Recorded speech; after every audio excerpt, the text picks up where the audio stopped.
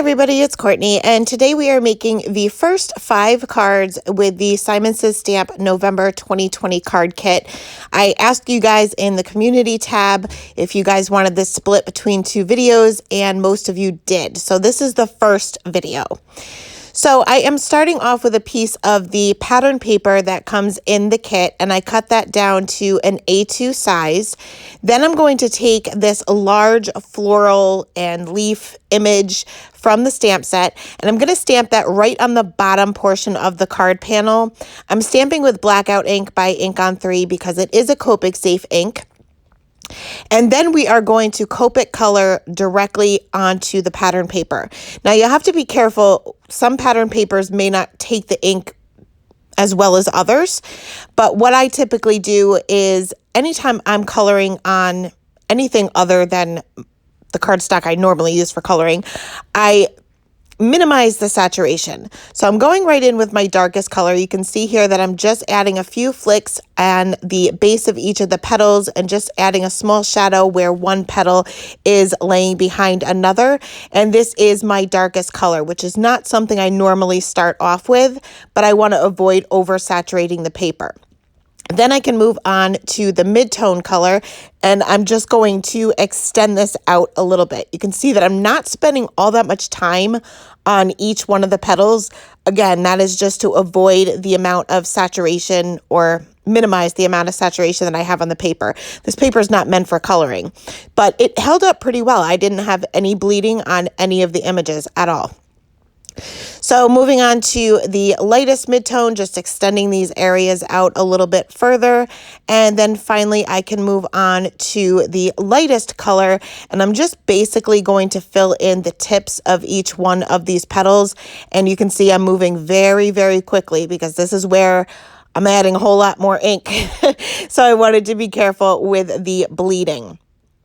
Now for the center of the flower, I am going to use 3 different colors, and I'm going to kind of do this almost like a stippling because these are little tiny circles, and I'm not going to fill in each and every circle. I could.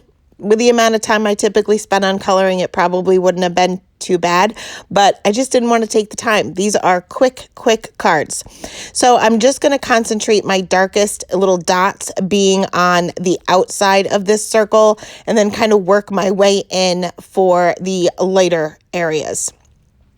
Now for the leaves, I colored them all a little bit different, but pretty much kept with the same colors. So I'm not going to show you all of them, but what I did is I took 4 different color families. So I have a YG, a Y, a YR, and an R.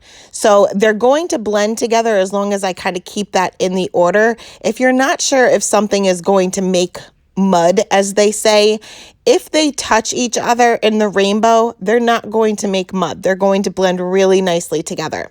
And I also concentrated on the last number of the color. So they're either the same or maybe 1 or 2 off. They're all very similar as far as the last number, and that way I also know that they're going to blend. So I worked my way up to the tip of the leaf, and then I'm just going to work backwards to get these to blend a little bit easier. But again, just kind of going over it fairly quickly so that I don't oversaturate the paper.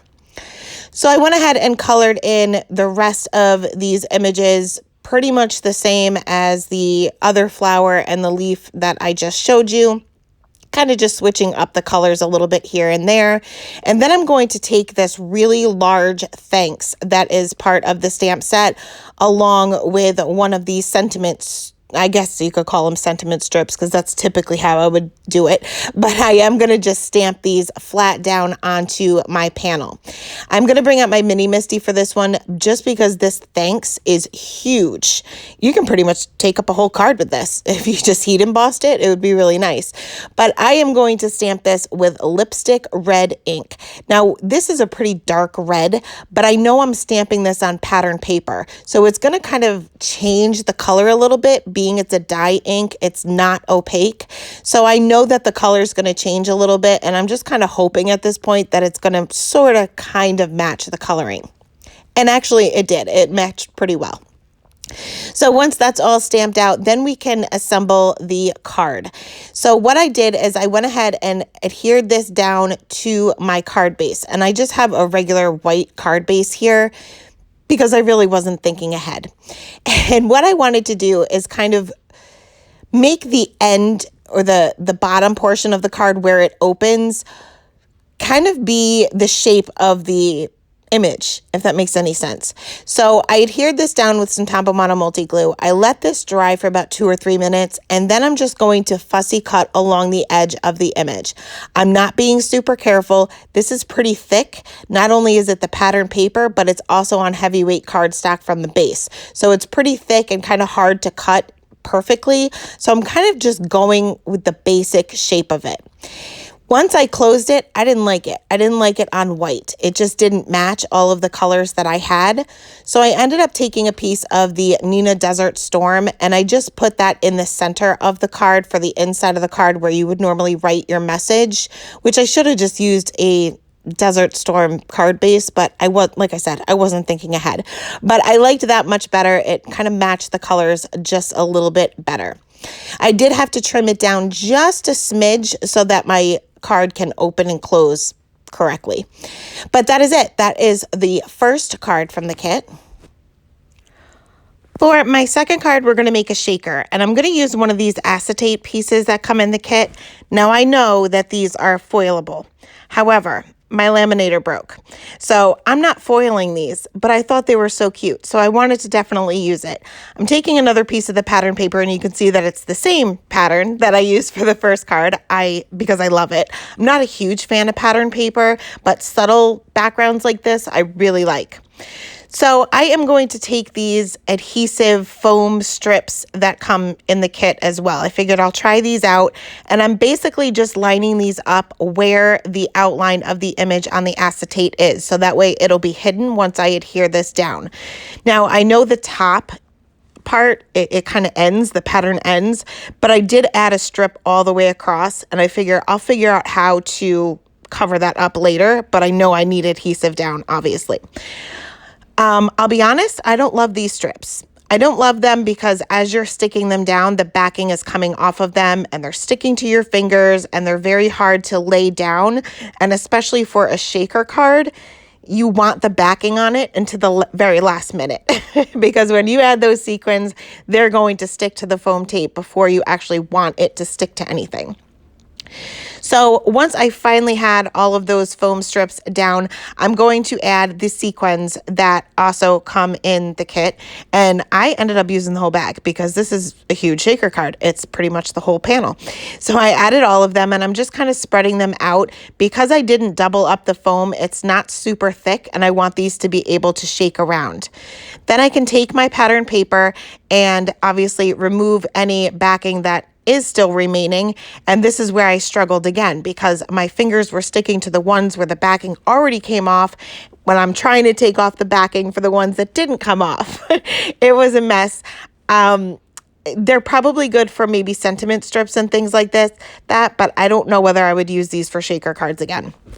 But anyway, I went ahead and adhered the pattern paper to the back of the acetate, and I knew I was going to have to trim this down. That's no big deal. I ended up trimming it down right along the edge of the pattern that is on the acetate. Some of the foam tape you can kind of see peeking through, but once I trimmed it down, you really can't tell at all. So once that's done, I adhered this down to a piece of black cardstock that is cut just a little bit larger than my panel. That way, because I kind of cut some of the image off itself to hide that foam tape, it will look a little bit more seamless, I guess you could say, being the pattern or the images and lettering and all of that is already black. So once that's done, I adhered that down to my card base. And I kind of debated how I was going to cover up that big foam strip right there on the top. And I ultimately ended up by just creating another sentiment strip. So I took one of these sentiments from the stamp set from the kit, and I'm just taking some scrap piece of black cardstock. I treated that with my anti-static tool, stamped out my sentiment with Versamark ink, sprinkled on some white embossing powder and heat set that. And then I just trimmed that down using my mini tonic trimmer just into a very skinny strip and put that directly over that foam tape. So that is now hidden. But that is it for card number 2. Definitely not my favorite, but I wish I would have saved the acetate until I got a new laminator, but then I wouldn't have been able to use these until next fall. So it is what it is. For the third card, I'm going to use some more of this pattern paper, and I fell in love with this one as soon as I saw it. So honestly, if it was the right size, I would smack that onto a card base and call it done because it is that pretty. And here I'm just making sure that I do have 2 of them in case I screw it up. So I am going to cut this down to a little bit smaller than an A2 size card. I think I cut it down to 5 1/4 by 4. And I wanted to make sure that I maintained most of the image off to the left-hand side. And of course, I'm going to have just a little bit of those little sprigs showing on the top right corner. I ended up using a border die. This is from Mama Elephant, and I can't think of the name of it right now, but I will link it below. It is super inexpensive. It comes with 3 dies in the set, and I want to say it's like $4 or $5, but I use these all the time just for a little decorative edge. It doesn't actually cut. It just creates the pattern. So I'm going to line up my card panel. I'm going to right on my grid mat here, and that way I know when my die is straight. And I just did that 1/4 of the way down, or 1/4 of an inch down. Ran that through my Gemini. Then I can remove the die, and you can see that just gives a nice pattern there. Then I'm going to line that panel back up, line my die up 1/4 of an inch down again, and again I'm just using those lines on my work surface, tape that down and run that through. And I did that all the way down the card panel, and it just adds a little something to it. So I was going to use one of these cut out pieces from the pattern paper set, and these are really, really pretty, but I just didn't see one that actually really went too well with the card I have going on. I didn't want necessarily a whole nother pattern going because I have the images in the background anyway.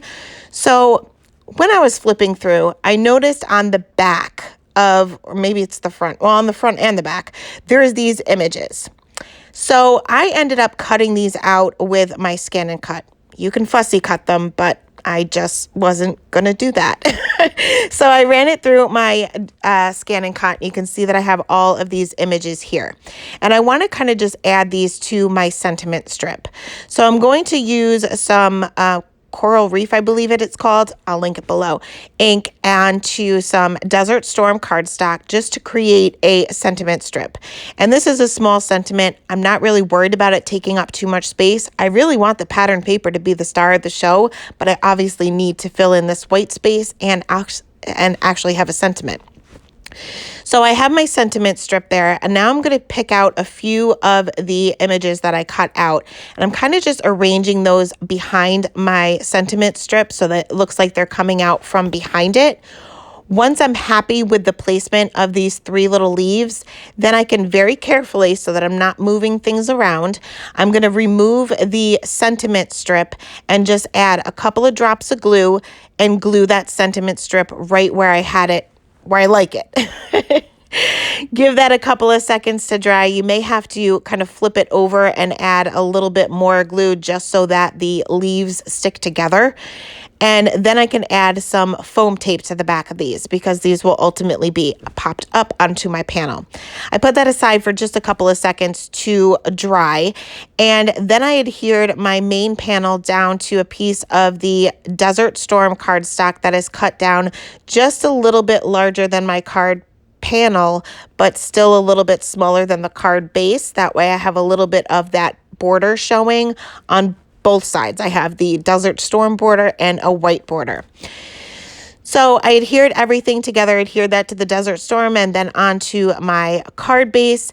And then I can go ahead and pop up my sentiment along with my little leaves right there in the center. And that is it for card number 3. This was super simple, but I have to say, out of all of the ones that I did for today's video, This one was actually my favorite. You could whip these things out in no time. So moving on to card number 4, we're going to do a little bit more stamping now. This time I am going to be working on some watercolor paper. I have some Canson watercolor paper, and I'm going to use my Misty for this just to make it a little bit easier. I'm going to start with this large sunflower and stamp this on the corner, and I'm stamping this twice because I want a bold black outline, but I am also working on textured paper, so you may have to stamp this twice. Then I'm going to flip over my card panel and stamp it twice again, so I'm going to have it on the top and the bottom. Then I'm going to create a mask just for a little portion of this. I'm going to use some Post-it note tape just because it's sitting right next to me, and I just didn't feel like taking out a whole piece of masking tape or masking paper for this.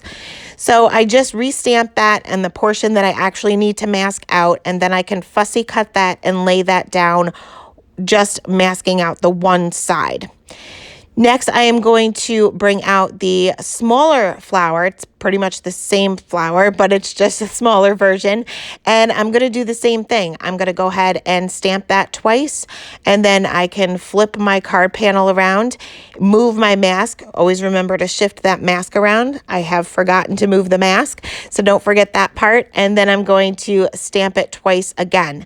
And once again, I am going to create a mask for this one as well, but I'm only cutting out the portion I actually need to mask. Don't waste your time cutting out the entire mask when you don't need to.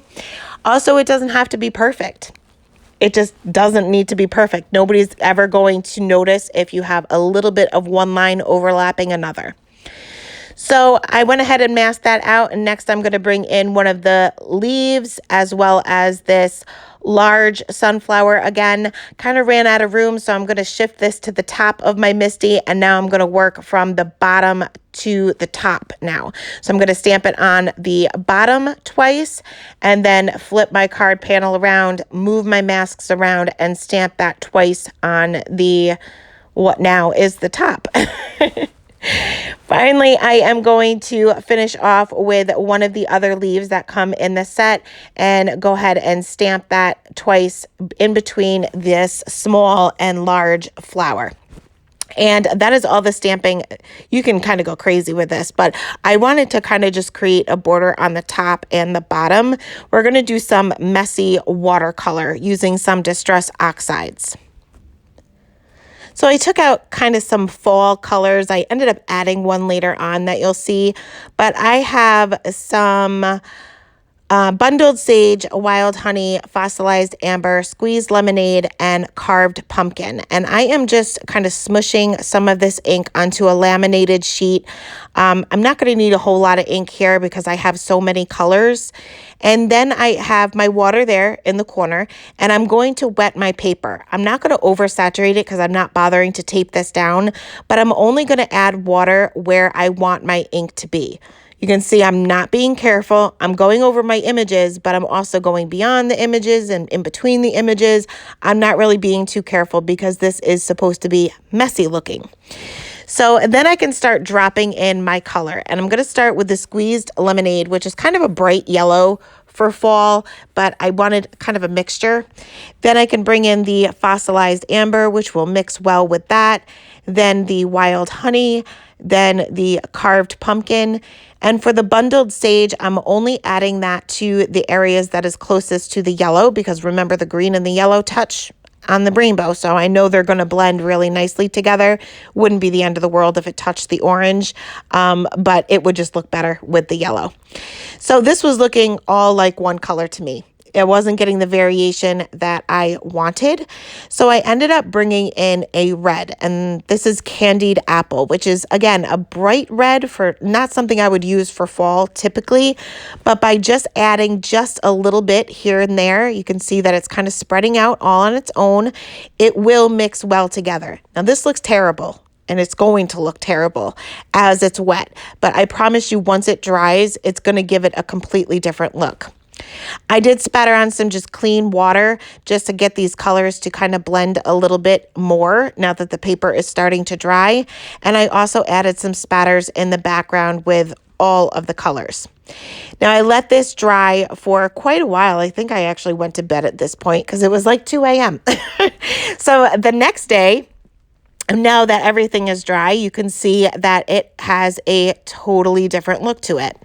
I did trim down my panel just a little bit. I ended up taking 1/4 of an inch off, but I took 1/8 of an inch off of all 4 sides. That way my images are still somewhat aligned. And I also taking a piece of black cardstock. Once again, I'm cutting this just a little bit larger than my panel, but still smaller than my card base. I'm going to bring back in this really large thanks, and I'm going to stamp this directly in the center with some VersaFine Onyx Black ink. I'm going to be doing some heat embossing with this. I know a lot of people have asked me what my favorite black embossing powder is, and honestly, I don't have one because I don't use it. I used to use it, and I never really got good results with it. It always ended up in places I didn't want it to. Some of them were kind of grainy. So I prefer to stamp out my images or my sentiments with VersaFine Onyx Black ink. You can use Versaclear? I don't know. I don't have that. I'm assuming that it's very similar from what I hear. But I've always been happy with the VersaFine, and it's lasted me this long, and I haven't had to replace it, so there's no need to try something new at this point. But I did stamp that twice. Once again, this is textured paper, sprinkled on some clear embossing powder, and heat up my heat gun for a couple of seconds before bringing that to the paper and heat setting that. Once that had a couple of seconds to cool down, you want to make sure that it is cooled down. It only takes about 5 seconds or so that you don't smudge it. Then I can adhere everything together. I adhered my card panel down to my black card base. No, not card base, just cardstock. And then finally adhered that down to my card base. And that is it for card number 4. Moving on to card number 5, this is where you're going to really see me just playing, because literally I didn't really have anything in mind when I started this video. Nothing. I just sat down and created over a couple of days, and whatever happened, happened. And I wanted to use some of this foil, but like I said, my laminator is broken. So I'm going to play a little bit here. I'm bringing out the Falling Snow stencil. Yes, I know it's falling snow, but you can use this all year round. It doesn't necessarily have to be snow. And I'm going to adhere my cardstock to the back of my stencil and stick that down with some Post-it note tape just so that it doesn't shift around. And I'm going to, instead of texture paste, instead of ink, I'm going to be adding some Tombow Mono multi-glue. I don't have any of that transfer gel or anything like that. My crafting stash is very quickly depleting. So I'm using my Tombow Mono multi-glue because I know once it dries, it becomes repositionable. So I'm putting a very, very thin layer on this and then immediately cleaning off my stencil and my palette knife immediately because this will get sticky. I let this dry for maybe about a half an hour or so, and then I'm going to come back in with my foil. And I really love this color. So I am going to kind of press this down with my fingers. I ended up bringing in my bone folder and really press that down. You can see kind of through the foil where those dots are, the pattern of the stencil. And I'm using the side of it. I'm still rubbing certain areas with my finger. And I start to peel this off, and some areas are good, some areas aren't so good. Now, I've done this technique many times, and I've never really had an issue. So I'm not sure why this was not working for me today. It worked. I don't want to say it didn't work at all. It did work. It just didn't work the way it normally does. There were certain areas that just were not sticking the way it should. It was kind of looking a little bit blotchy in some areas. So as I was pulling the foil up, I was pressing each and every area with my finger really, really hard to get this to stick. And then finally, I decided it's not going to get any better than it is right now. So let's just go ahead and remove the foil. And it is what it is. I tried to be careful, but still, at this point, I wasn't even sure how it was going to look once I pulled this off. So I figured let's just let's just see. And honestly, it wasn't too bad. It was usable, especially if I'm going to put a sentiment over it and I can cover up those areas that weren't perfect. I ended up trimming this down with the third to largest stitched rectangle die and cut this pattern paper out with the largest rectangle die. And then once I put them together, realized that they are totally different colors. I don't know why I didn't check this ahead of time, but the foil is more on the green side and the paper is more on the blue side. Didn't mix well at all. So I'm going to put that foiled piece aside. Perhaps we'll use that a different time. And I'm going to bring out another one of these acetate sheets for this pattern paper that I just cut down with the rectangle die. And I realized that this lines up pretty perfectly. Again, not making a shaker card, not foiling it, just leaving it as is. I am going to place my glue right along where the images are so that you can't see it. It does dry clear. The glue that I use does dry clear, but it isn't matte. And I didn't know once it dried completely if I was going to be able to see it. So I kind of just put little dots here and there on the back of each one of the letters and each one of these little falling leaves. So just in case, you never know. Then I can line this up onto my pattern paper, and like I said, it pretty much lines up perfectly, but I do have a piece of black cardstock there, and this is 5.5 by 4.25, which is the same size as the acetate, and then I can adhere this down to that black cardstock, and this is honestly just going to be a pretty easy card, but with the acetate, it just gives it like that shine. There's no shaker pieces or anything in it. It's just, it kind of gives a cool effect. It's kind of hard to see on camera, but I don't know. I kind of don't hate it. So I have to have a little bit of adhesive on the top. I don't have any adhesive on the top right now holding that acetate down. So I am trying to figure out what I should do there. So again, just like I did with card number 2, I'm just going to add another sentiment strip. So I'm bringing out these sentiment strips that come in the kit. Now I thought these were stickers, or at least like, I don't know, I thought they were stickers or ones that could kind of just come apart, but they're not. You have to cut them apart yourself.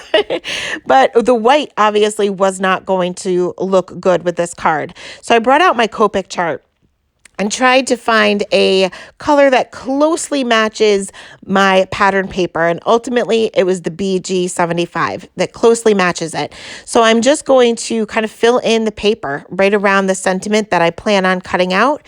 Then I can bring in my mini tonic trimmer. That way I can get it nice and precise and cut out this small, tiny, itty bitty little strip. And this way it will cover up any additional adhesive that I have to add to the acetate to hold that on the top. Now, when I place this down onto the card, it kind of got lost. Apparently, the BG75 really matches the pattern paper because you could barely see this. So I decided to put this onto some black cardstock, layer it onto some black cardstock to really make it pop.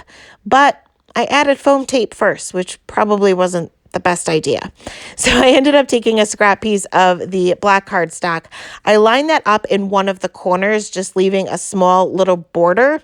And then I just kind of freehanded it and cut out roughly the same size as border on the other two sides. And then just stuck that flat down onto my card, lifted up the acetate just a tiny bit in order to get my glue in there, and added just a couple of dots of glue to hold the top piece together.